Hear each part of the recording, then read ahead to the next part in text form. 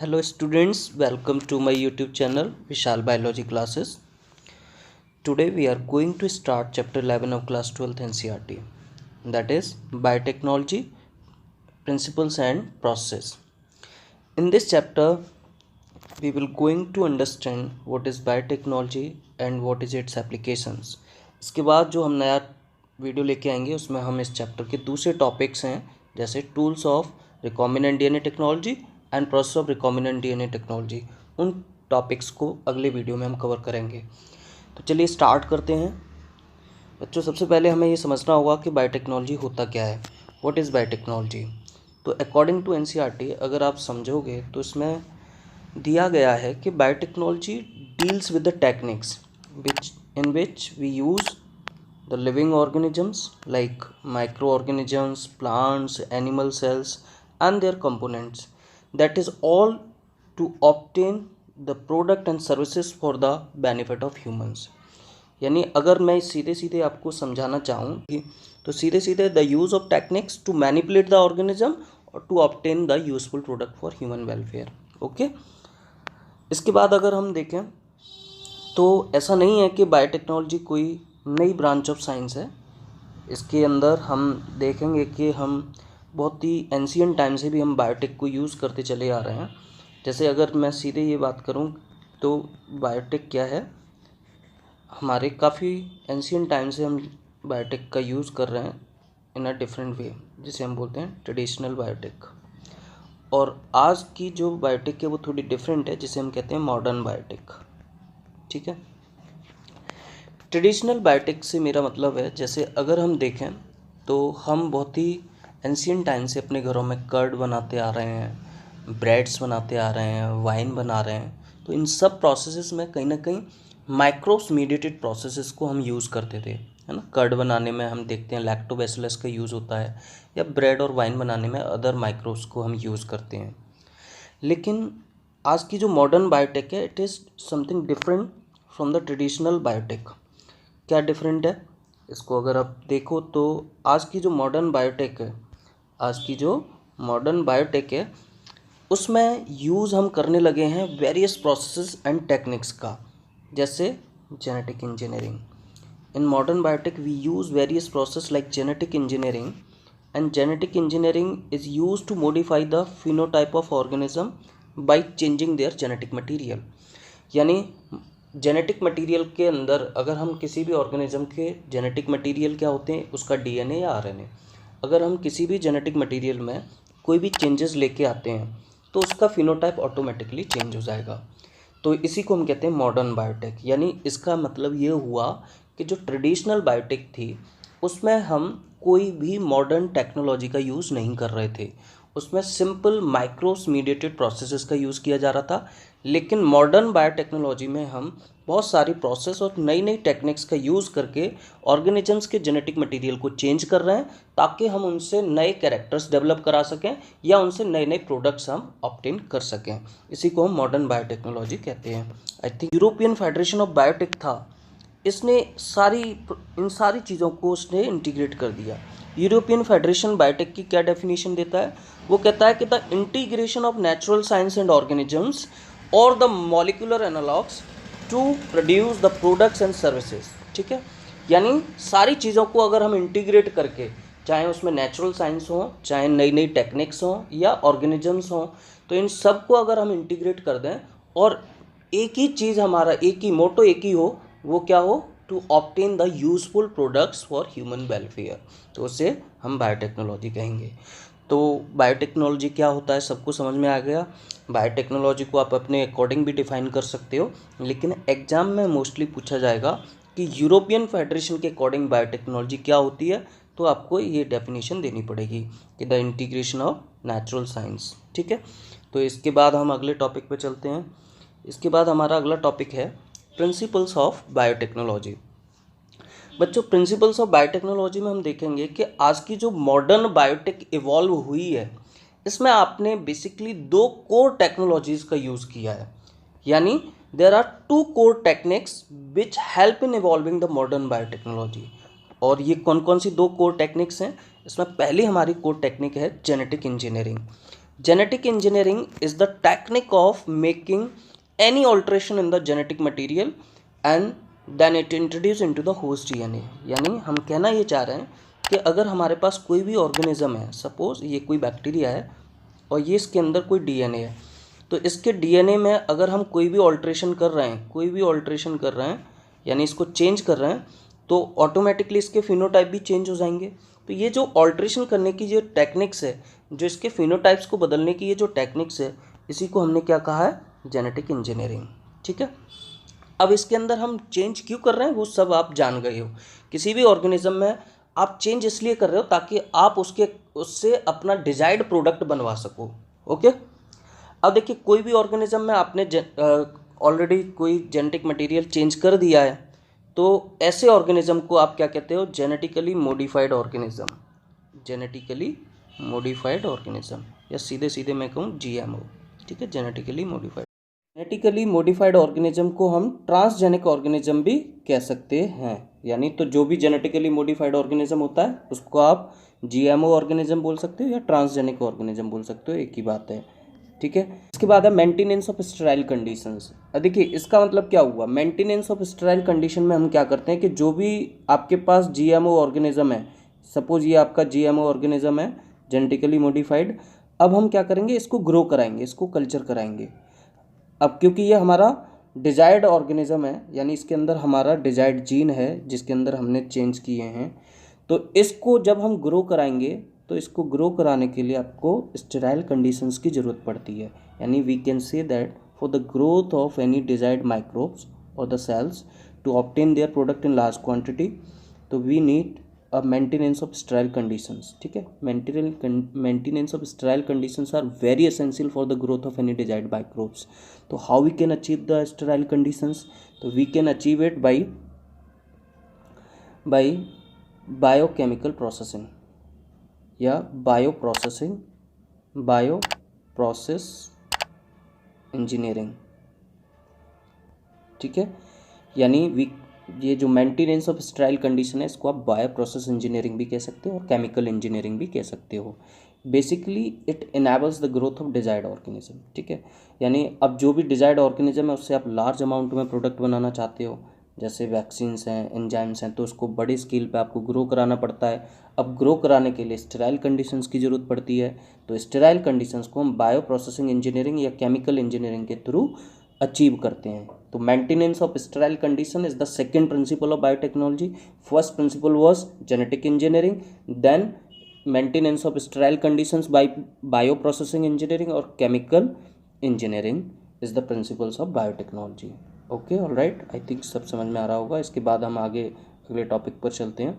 हमारा अगला टॉपिक है conceptual development of genetic engineering. अब देखिए आप यहाँ पर क्या करना चाह रहे हो कि अब तक जो भी आपने पढ़ा है कि व्हाट इज़ बायोटेक, फिर इसके बाद आप पढ़ रहे हो कि what is principles of biotechnology, जिसमें आपने देखा कि प्रिंसिपल में जेनेटिक इंजीनियरिंग इसका मेन है, इसका प्रिंसिपल था। तो अब एक क्वेश्चन ये सामने उठता है आपके कि इसका ज़रूरत क्यों पड़ी आपको, जेनेटिक इंजीनियरिंग का डेवलपमेंट क्यों हुआ, कैसे हुआ। तो इसको समझने के लिए एक चीज़ बताओ भाई, इससे पहले हम जितने भी लिविंग ऑर्गेनिज्म इस अर्थ पर पाए जाते हैं वो सब कैसे अपनी जनरेशन्स को आगे बढ़ाते हैं, उसमें आपने देखा है कि सारे living organisms can produce their offsprings by two methods, that is either sexual reproduction और आइदर एसेक्सुअल रिप्रोडक्शन। लेकिन क्या होता है, सेक्सुअल रिप्रोडक्शन और एसेक्सुअल रिप्रोडक्शन के अपने कुछ एडवांटेज डिसएडवांटेज हैं। जैसे फॉर एग्जांपल सेक्सुअल रिप्रोडक्शन जो होता है it permit variations among the offsprings. ठीक है, यानी जितने भी ऑफस्प्रिंग्स हम प्रोड्यूस करते हैं लिविंग ऑर्गेनिज्म, उन ऑफस्प्रिंग्स में वेरिएशंस जितने भी आते हैं वो किसके थ्रू आते हैं, सेक्सुअल रिप्रोडक्शन के थ्रू आते हैं। अगर हम एसेक्सुअल रिप्रोडक्शन को देखें तो it does not allow any kind of variations, यानी it help us to reserve the genetic information. तो जो भी पेरेंट्स के पास जेनेटिक इन्फॉर्मेशन होती है वही उनके ऑफस्प्रिंग्स में जेनेटिक इन्फॉर्मेशन रहती है। तो यानी वी कैन से दैट कि सेक्सुअल रिप्रोडक्शन से तो वेरिएशंस आ रहे थे और एसेक्सुअल रिप्रोडक्शन से वेरिएशंस नहीं आ रहे थे। लेकिन इसके बाद हमने एक नई एक नई स्टेप ईजाद की जिसके थ्रू हम क्या करने लगे कि आर्टिफिशियल हाइब्रिडाइजेशन करने लगे प्लांट और एनिमल्स के ब्रीड को इम्प्रूव करने के लिए। तो हमने जो ट्रेडिशनल हाइब्रिडाइजेशन टेक्निक्स थी उनके थ्रू हमने क्या किया कि हमने सपोज़ एक प्लांट है, ये वाला प्लांट ए है और एक प्लांट है हमारे पास बी, ठीक है। इन दोनों प्लांट्स को हमने आर्टिफिशियली हाइब्रिडाइज कराया, ठीक।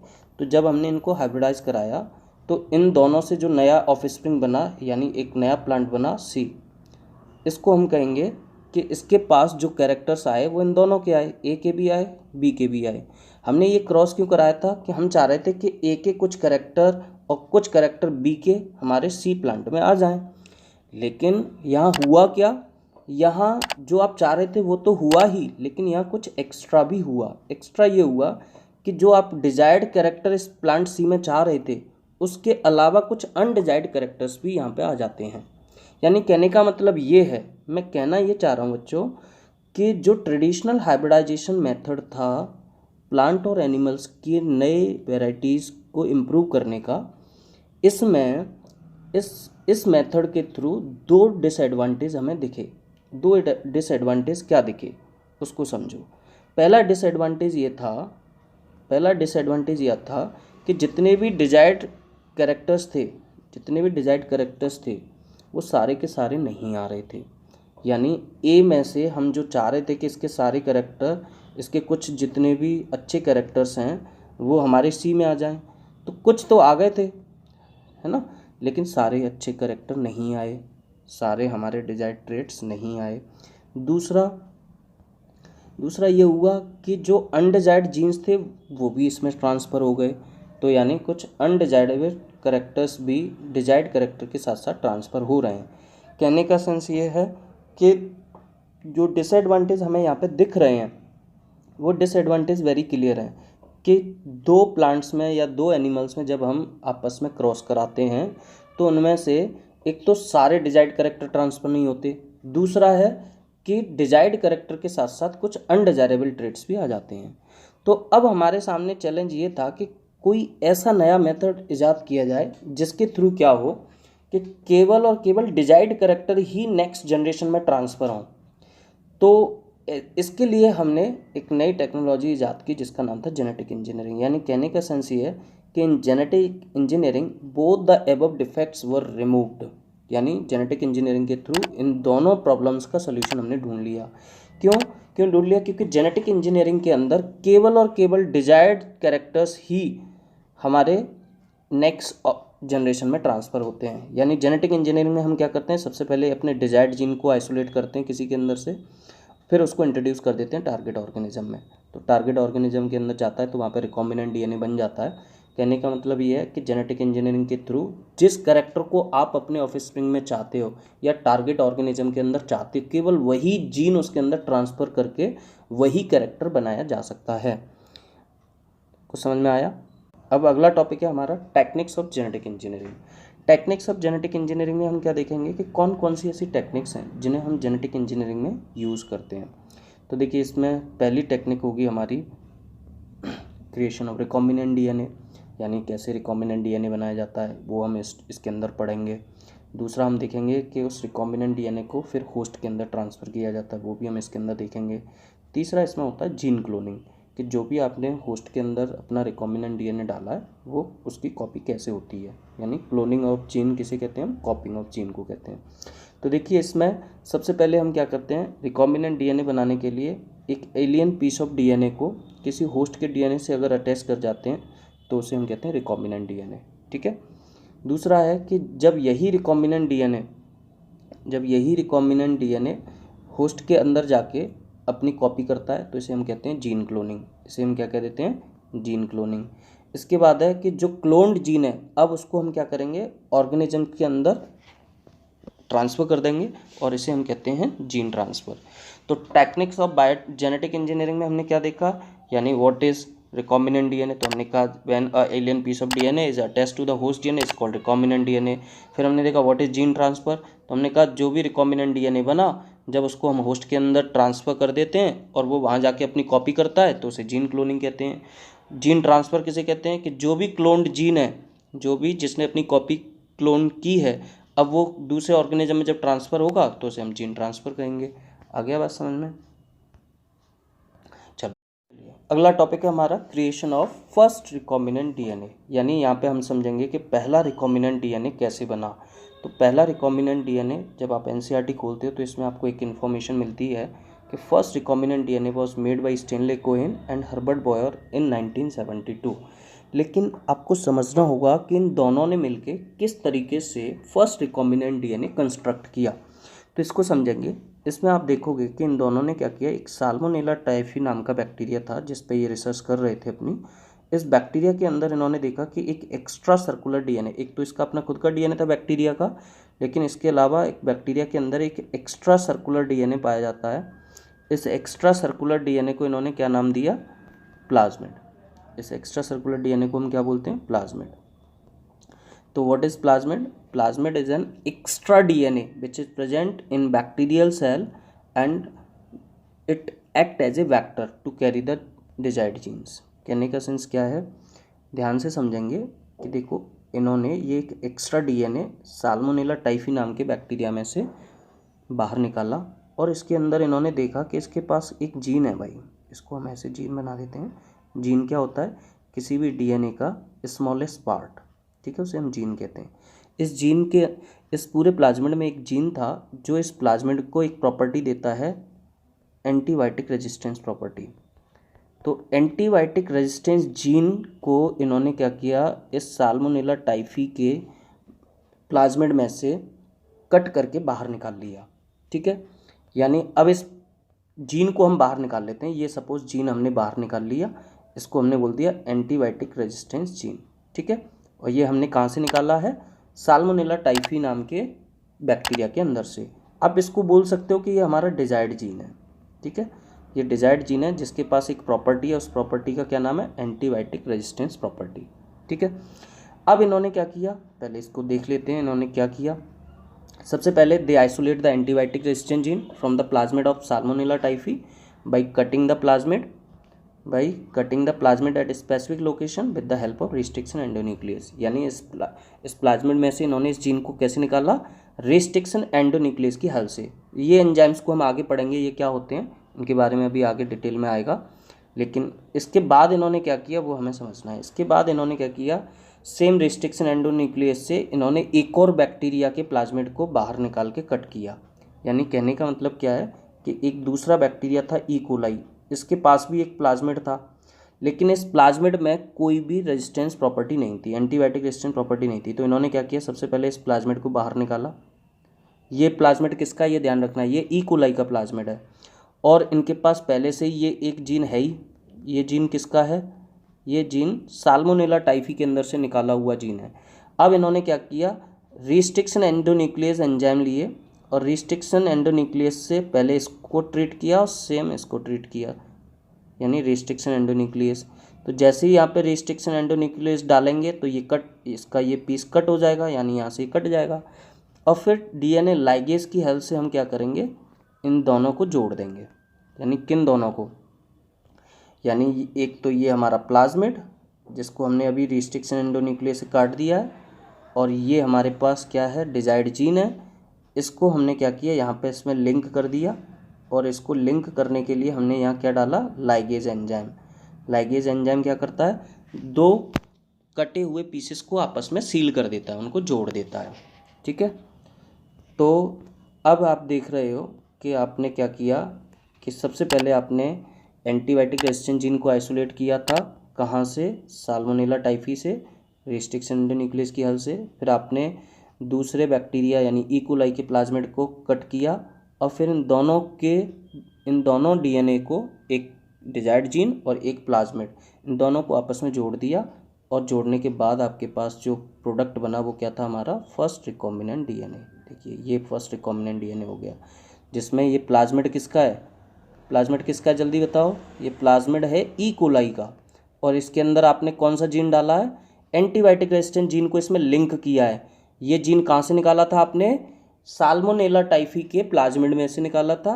और उस जीन को यहाँ पे लिंक कर दिया। अब ये जो प्रोडक्ट बना इसी को हम क्या कहेंगे, फर्स्ट रिकॉम्बिनेंट डीएनए। आगे समझ में सबको? तो पहला रिकॉम्बिनेंट डीएनए इस तरीके से बना। ठीक है, अगर नहीं समझ में आया तो आप इसको कई बार इस वीडियो को देख सकते हैं, ये बहुत ही इंपॉर्टेंट है। एक बार अगर समझ में आ गया तो आगे पूरी बायोटेक्नोलॉजी आपको अच्छे से समझ में आएगी। चलिए आगे बढ़ते हैं। इसके बाद था ये जो रिकॉम्बिनेंट डीएनए था।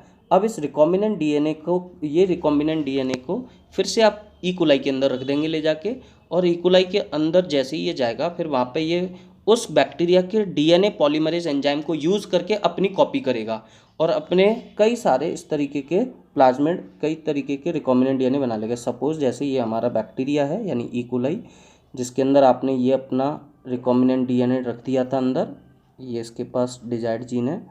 अब ये अपनी कॉपी अंदर ही अंदर करेगा और अपने जैसे और भी कई सारे प्लाज्मिड बना लेगा बैक्टीरिया के अंदर ही। ठीक है, तो ऐसे करके कई सारे रिकॉम्बिनेंट डीएनए अंदर ही अंदर बन जाएंगे, यानी इसे हम कहते हैं मल्टीप्लिकेशन ऑफ रिकॉम्बिनेंट डीएनए, या आप कह सकते हो जीन क्लोनिंग। ये जो जीन क्लोनिंग के लिए एंजाइम यूज़ कर रहा है डीएनए पॉलीमरेज, वो इस बैक्टीरिया के अंदर ऑलरेडी पहले से ही है। तो आपने जो एक एंटीबायोटिक रेजिस्टेंट जीन डाला था, अब उसकी कई सारी कॉपी हो गई हैं। अब देखिए इसके बाद क्या होगा, ये बैक्टीरिया अपने जैसे और नए बैक्टीरिया बनाएगा, और जो नए बैक्टीरिया होंगे उन सब के अंदर ये इतने ही सेम क्या होंगे, इतने ही हमारे रिकॉम्बिनेंट डीएनए होंगे।